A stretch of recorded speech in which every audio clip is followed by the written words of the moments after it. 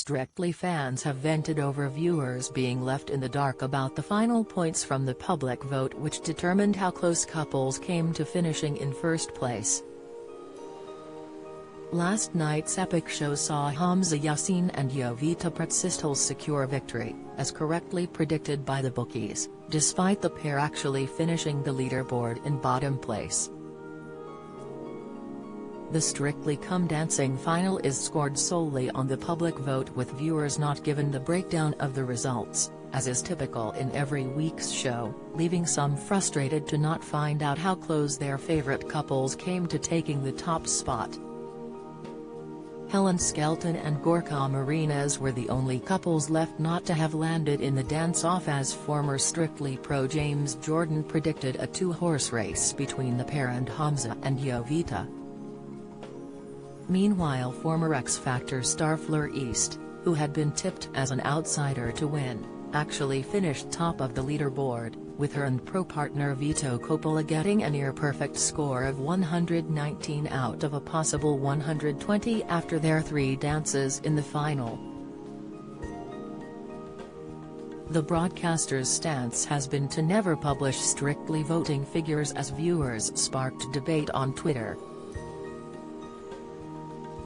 One person tweeted, "At BBC, please advise how to apply for the official, so-called independently verified voting figures of the Strictly final under the Freedom of Information Act. The 2022 series has been fixed."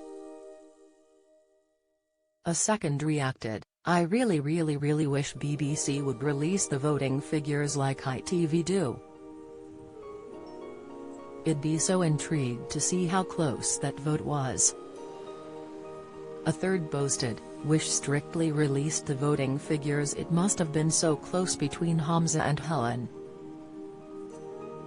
But it would appear it's not just fans who would like the viewers' votes to be made public.